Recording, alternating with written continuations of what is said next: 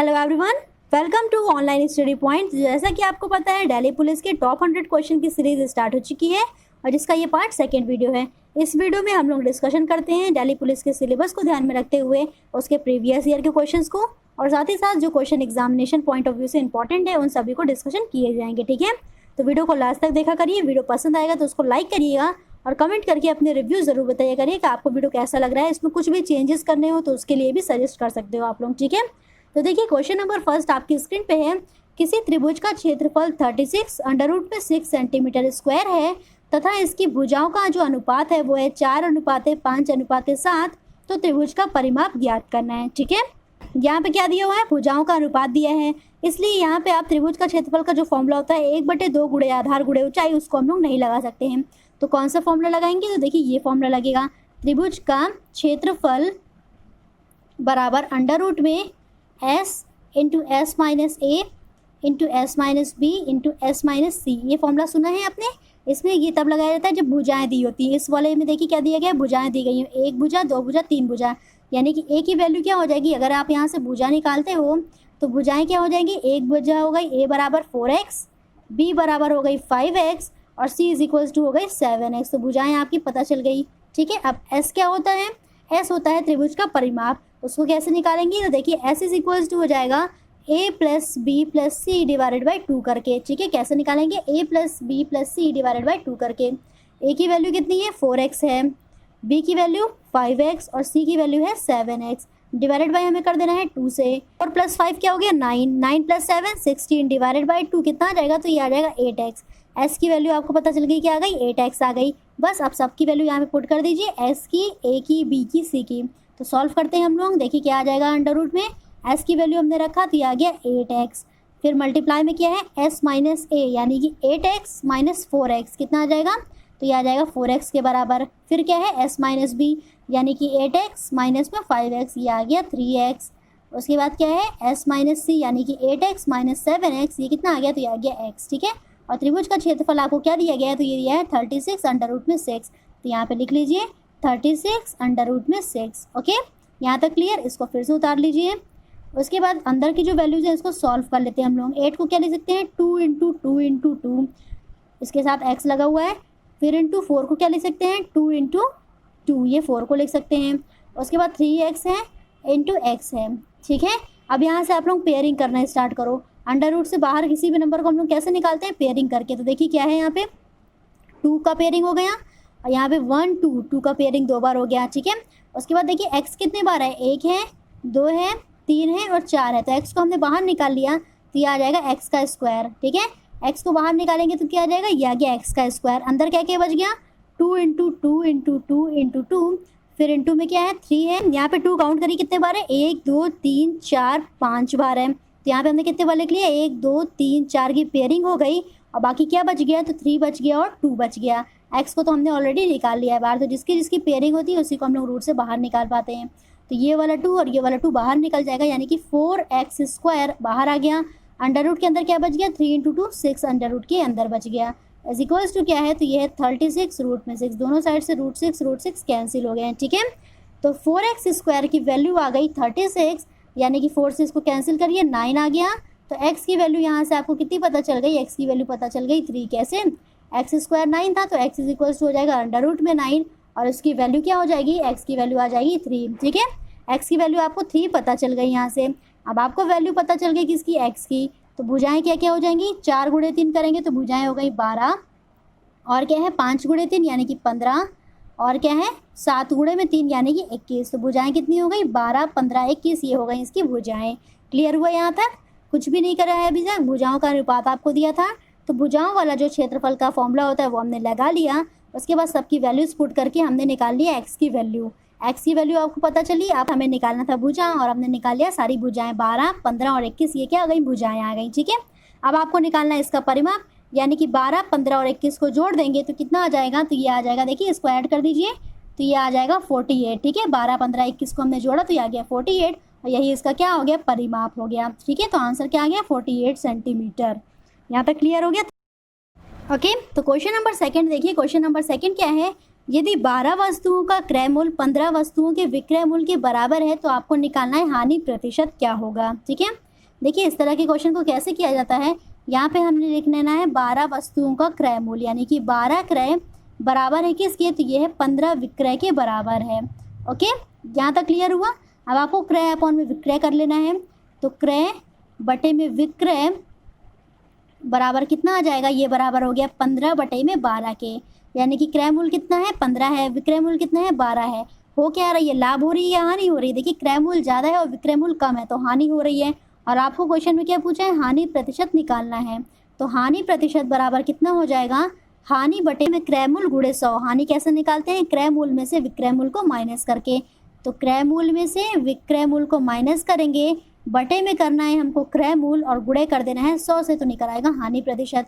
क्रय मूल्य कितना है 15 है, विक्रय मूल्य क्या है 12 है, बटे में क्रय मूल्य यानी कि 15, गुणे में हमने कर दिया 100। ठीक है, तो 15 में से 12 जाएगा, कितना बचेगा 3, 3 बटे में 15 गुणे में 100। 3 से 15 को कैंसिल करिए, 3 बचे 15 और 5 से 100 कैंसिल होगा तो आ जाएगा 20।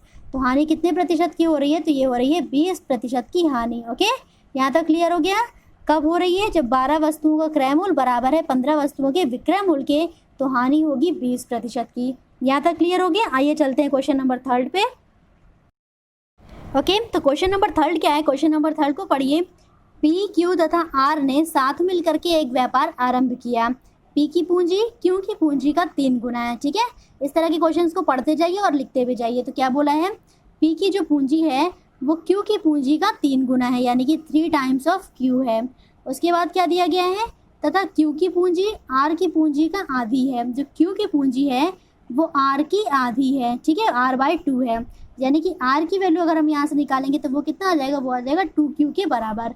तो पी की वैल्यू भी आपके आ गई क्यू में और आर की वैल्यू भी आ गई क्यू में। आपसे पूछा है कि उनकी पूंजियों का अनुपात बताना है, तो आपने ऐसे लिख लेना है पी अनुपात क्यू अनुपात आर, और पी और आर की वैल्यू क्यू के फॉर्मेट में रख देनी है। तो पी की वैल्यू क्या है 3q है, और ये क्यू तो ऐसे ही रहेगा, और आर की वैल्यू क्या है, तो ये है 2q।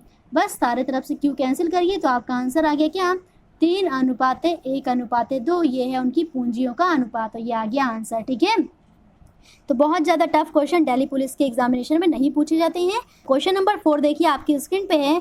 प्रथम 30 सम संख्याओं का योग क्या होगा, ये पूछा जा रहा है। यहाँ पे ध्यान दीजिएगा, प्रथम 30 संख्याओं का योग पूछा है। ठीक है, आपसे औसत नहीं पूछा है।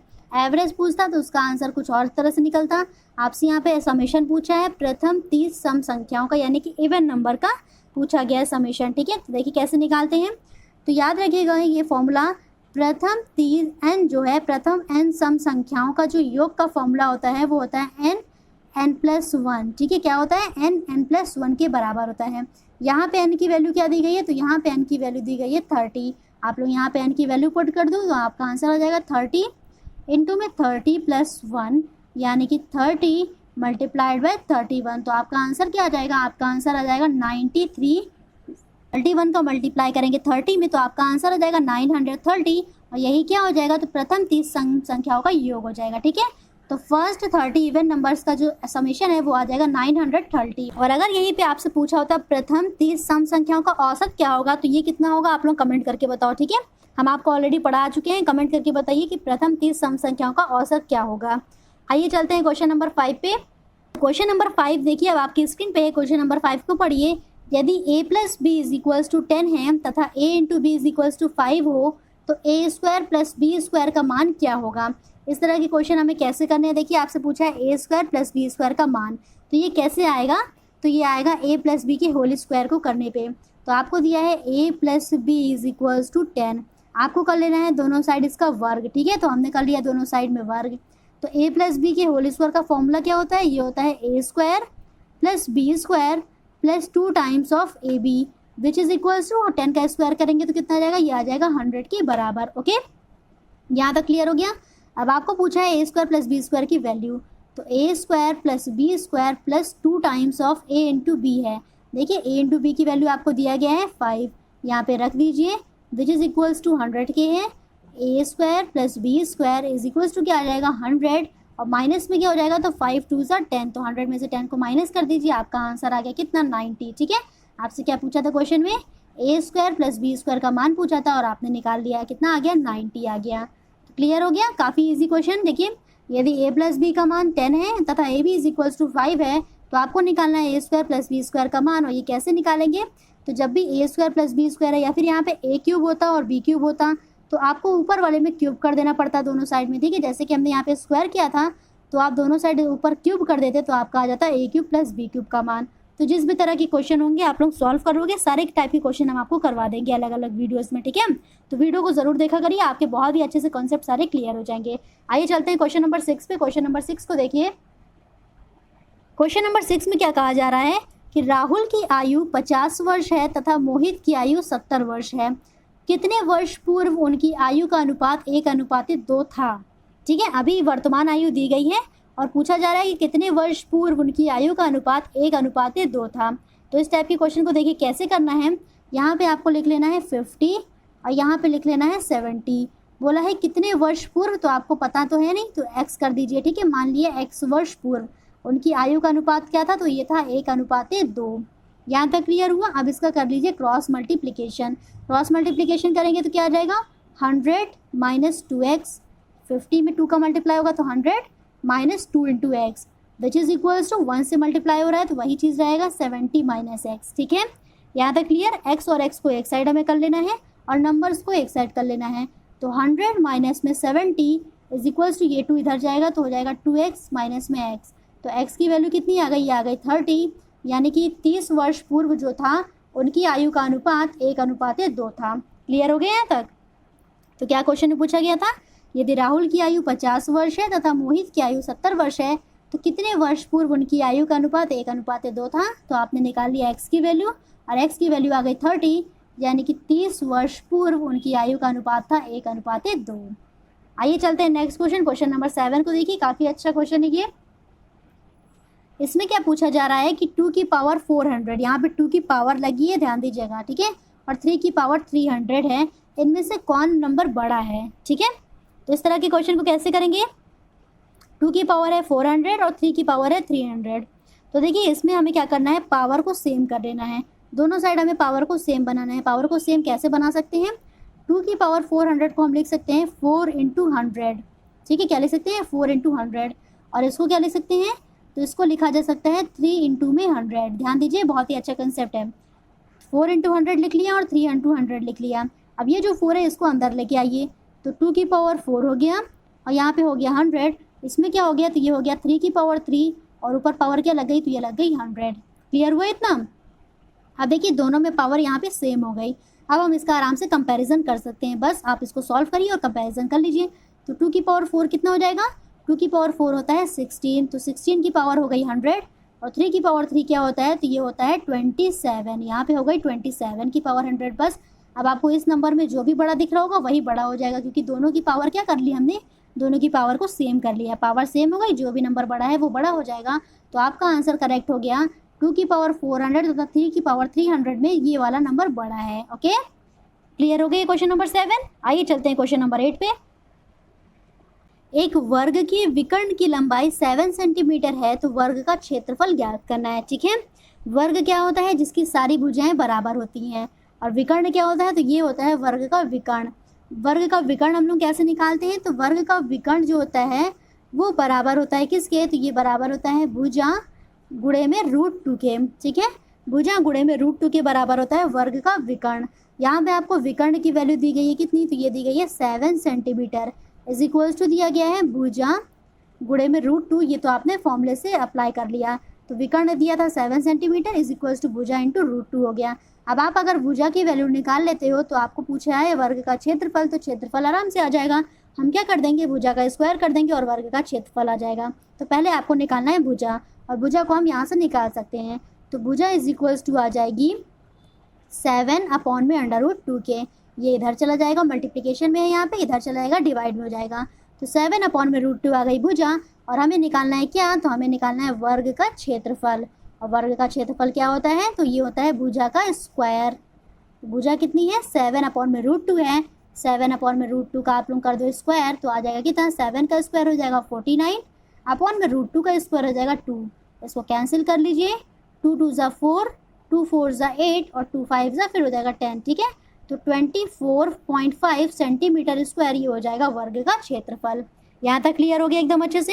जब भी आपको वर्ग की विकर्ण की लंबाई दी गई होगी और आपसे पूछा जाएगा वर्ग का क्षेत्रफल, तो विकर्ण से आप लोगों को निकाल लेना है भुजा, और जैसे ही भुजा पता चल जाएगी तो उसका क्षेत्रफल भी आराम से आ जाएगा। यहाँ तक क्लियर हो गया। आइए चलते हैं नेक्स्ट क्वेश्चन, क्वेश्चन नंबर 9 को देखिए।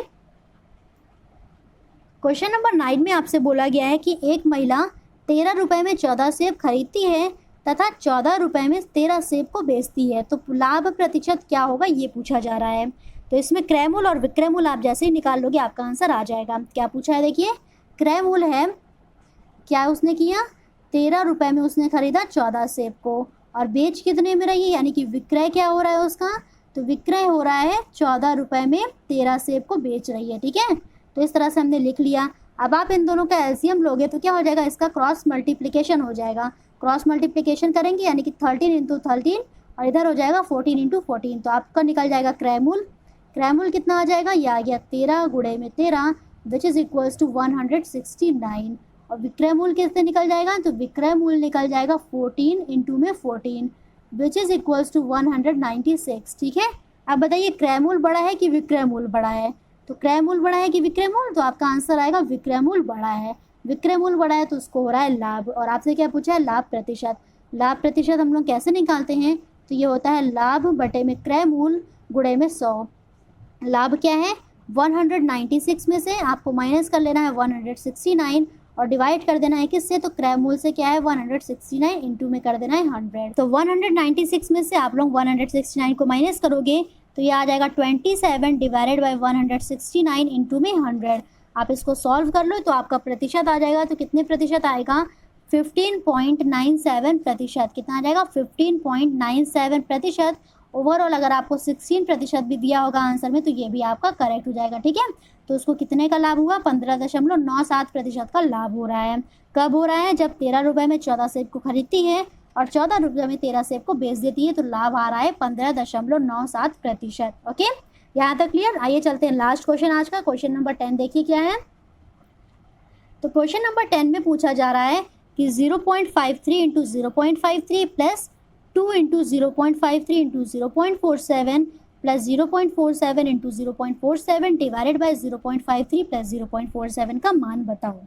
तो इस तरह के क्वेश्चन को देखिए कैसे करना है। इतना लंबा हमको कैलकुलेशन नहीं करना है कि सबका मल्टीप्लाई करें फिर सॉल्व करें। आपको पहचान लेना है कि ऊपर में क्या दिया है टर्म्स और नीचे में क्या दिया है। तो अगर हमने इसको मान लिया ए, ठीक है, अगर हमने इसको मान लिया ए और इसको मान लिया बी, तो आपको ऊपर में टर्म्स क्या दिया है देखिए। तो ऊपर में आपको मिलेगा कि टर्म्स दिए हुए हैं ए का स्क्वायर प्लस 2ab और प्लस बी का स्क्वायर। ठीक है, ये हो गया b इंटू बी, तो ये हो गया ए का square plus 2ab plus b का स्क्वायर। ये टर्म्स दिया गया है ऊपर में। नीचे में क्या दिया गया है, तो नीचे में दिया गया है a प्लस बी। ठीक है, क्या दिया गया है, a प्लस बी दिया गया है नीचे में। a प्लस बी का होल स्क्वायर का फॉर्मूला क्या होता है, यही तो होता है a square plus 2ab plus b square. तो इसको हम लोग लिख सकते हैं a प्लस बी का होल स्क्वायर डिवाइडेड बाई क्या है, a प्लस बी है। एक a प्लस बी से एक a प्लस बी कट गया, आपका आंसर क्या आ गया, a प्लस बी। ठीक है, अब यहाँ पे वैल्यूज रख दीजिए और आंसर हो गया, क्वेश्चन पूरा सॉल्व हो गया। तो 0.53 प्लस 0.47 यानी कि इनका एडिशन करेंगे तो ये आ जाएगा 1। ठीक है, आपका आंसर आ गया 1। तो इतना लंबा कैलकुलेशन करने की ज़रूरत नहीं है। यहाँ पे जो फॉर्मूला अप्लाई हो गया है उसका फॉर्मूला को अप्लाई करना है, कैंसिल कर लेना है, एकदम छोटी सी वैल्यू आ जाएगी, बस इन दोनों को ऐड कर दिया और आपका आंसर आ गया। ठीक है, तो वीडियो आपको कैसा लगा कमेंट करके अपने रिव्यू ज़रूर बताइएगा। वीडियो अगर पसंद आया तो वीडियो को लाइक करिए और ज़्यादा से ज़्यादा शेयर करके अपना सपोर्ट शो करिए। Thank you so much.